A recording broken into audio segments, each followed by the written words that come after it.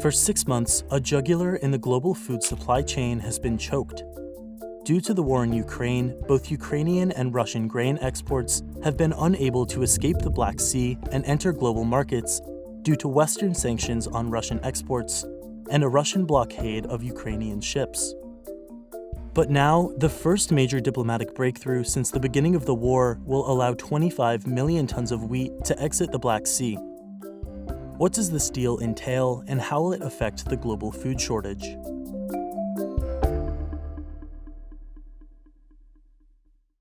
The significance of Russia and Ukraine in the global food market cannot be understated.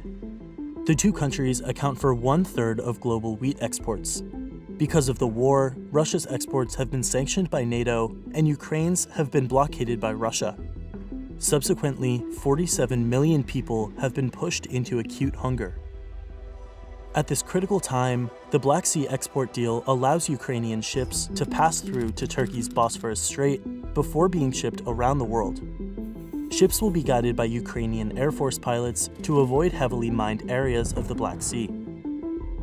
Turkey will also play a role in ensuring Ukrainian wheat exports can pass safely.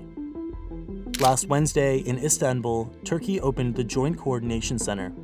Staffed by 20 representatives from Russia, Ukraine, Turkey, and the UN, the center will ensure safe passage for permitted shipments.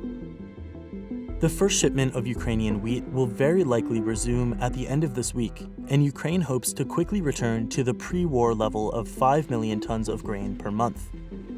Globally, the return of Ukrainian wheat supply to the market will have a stabilizing effect on wheat prices and help alleviate rampant food insecurity.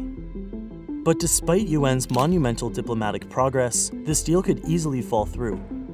Only 12 hours after the deal was signed, Russia launched 4 Caliber cruise missiles at the harbor in Odessa, the main port from which cargo ships would depart. 2 struck the Ukrainian port, but 2 were intercepted by Ukrainian air defense systems. Despite the damage to the harbor, Ukrainian preparations for the resumption of exports continued, signaling Ukraine's resilience to underhanded Russian tactics. Further jeopardizing the deal, Moscow stated that the deal could collapse if obstacles to Russian exports are not removed. Thankfully, the UN has agreed to a memorandum of understanding permitting the exports of Russian fertilizer and food. The EU and US added that the same would be exempt from their sanctions. Even after overcoming the strike on Odessa and Russian insecurities with the agreement, the export deal is only valid for 120 days, and it's unclear how the war will affect its renewal. One constant is US military support.